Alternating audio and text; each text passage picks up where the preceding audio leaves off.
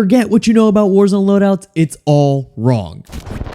Welcome back, generic community. I hope you're having a good day, night, wherever you are. I hope you're having a good one. So the intro was kind of hyperbole. There's technically nothing wrong with the way loadouts are done now, but there's a better way. Real TTK. The numbers you see thrown around are raw TTK numbers without the context of recoil and accuracy, because no one's hitting 100% of their shots. You gotta pay for that feature. So let's say you're an average player and you see a video that says, use this Cold War AK now, because it has a faster TTK than the Krig. But in-game, the Krig has way less recoil, so when you compare shot tracking data collected by yours truly, the Krig ends up coming out on top with the faster real TTK because of accuracy. So two things are important when calculating real TTK: shot distribution and hit accuracy. Hit accuracy is the percentage of your shots that hit a target. Doesn't matter where. Shot distribution breaks down hit accuracy and now looks at the distribution of where those shots hit. So let's say I have a PKM with 100 rounds. 30 of those bullets hit the target. Now, where did those bullets land on the target? Head, shoulders, knees, and toes.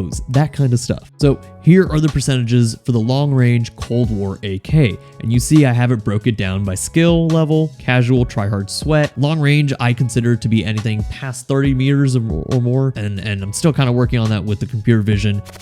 So I was actually in the middle of editing this video and realized that I forgot to explain something pretty important. So before I get into the real TTK example using shot tracking data, you're probably wondering, where is this data coming from? I actually completely forgot to explain this.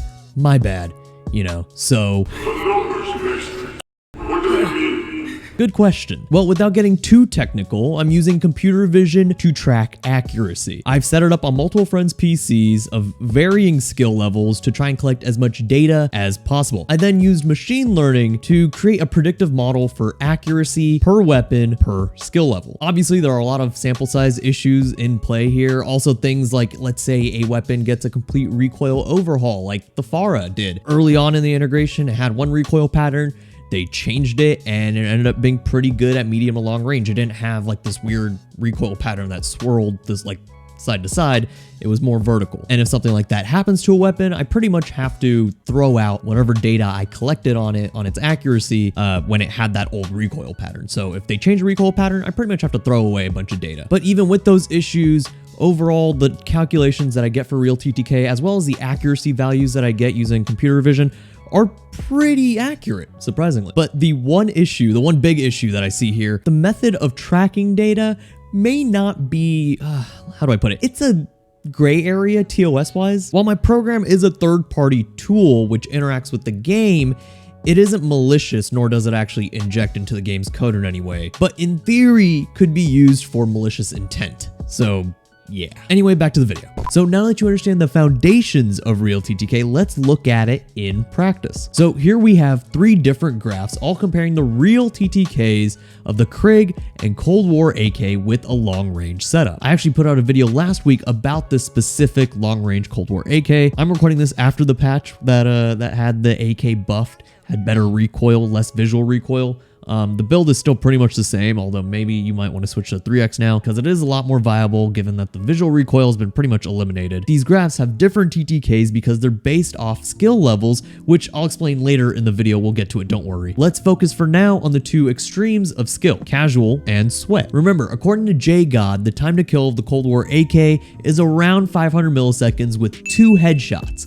And the Krig is around 644 milliseconds with 1 headshot. Now, again, that's probably changed once this video comes out because knowing Raven, there'll probably be an update that nerfs the Krig again. So real TTK using accuracy data consistent with lower skilled, more casual players has the Krig killing faster than the Cold War AK. You see the long range Krig is around 2500 milliseconds, whereas the long range Cold War AK is just above 3000 milliseconds. It looks like around 3400 milliseconds. But when you look at real TTKs using accuracy data from high skilled players, that gap you see before closes, with the Cold War AK killing faster at long range, past 30 meters or so. So the conclusion here is that the Cold War AK is very viable at long range, but only for specific kind of skilled player. Otherwise, most of the player base should stick to a very easy to use weapon like the Krig. You can see that here with casual and the tryhard data.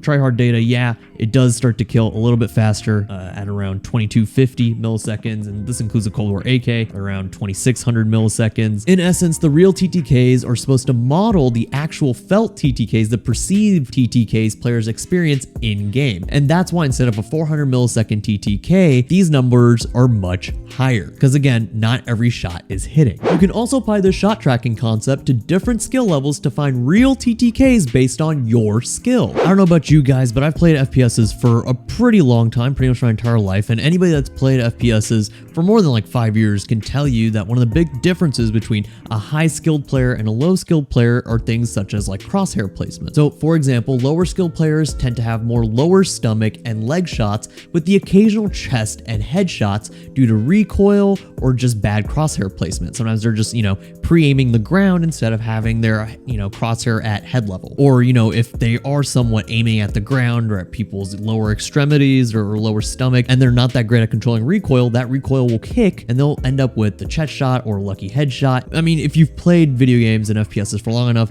this stuff makes sense. But on the other end of the spectrum, higher skilled players tend to have a greater number of headshots and chest shots due to good crosshair placement. So, they are already centered near head level, chest level, better crosshair placement, and having above average recoil control, so they're not lucking into headshots or upper chest shots due to recoil because A, they already start there, and B, they can stay on headshot level because of their good recoil control. So here's the breakdown for the skill levels, which I have labeled as casual, which is between a 0 to 1 KD, tryhard, which is between a 1 to 2 KD, and sweat, which is 2 KD and above. Now, I know there can be outliers out there. Of course there can be. I mean, there's a huge gap, a huge difference between a 2 KD and a 5 KD player. But remember, this is a work in progress, and the data is working on an aggregate level. I'm getting accuracy data from different KD players in these groups and feeding this into my machine learning algorithms to hopefully give me a better view of what this entire skill group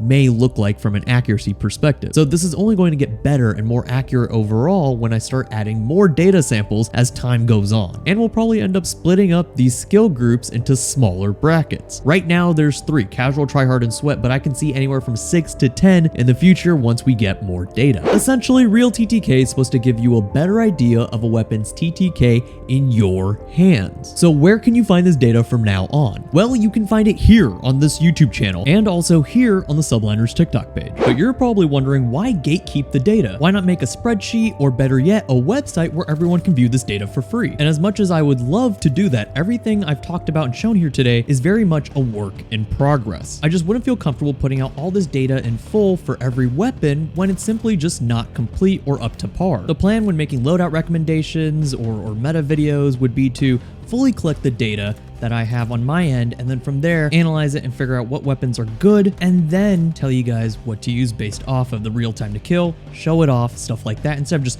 putting out an entire website, for instance. Now, hopefully this means that because I don't have to keep a public database up to date, that videos will come out a lot faster, especially because I've been getting pretty decent at getting a lot of this data in. The more and more data I have when it comes to tracking different skill levels and their accuracy values, the more and more I improve the computer vision to actually collect this data and figure out, what's a headshot, what's a chest shot, range, stuff like that. The better the data will get, the more accurate it'll be, and the more accurate these real TTK numbers will be. Hopefully everything I explained made sense. If you've made it to the end of the video, I thank you so much for watching. It's been real, it's been fun, it's been real fun, and I'll see you next time. Peace. That Maverick guy actually just popped off.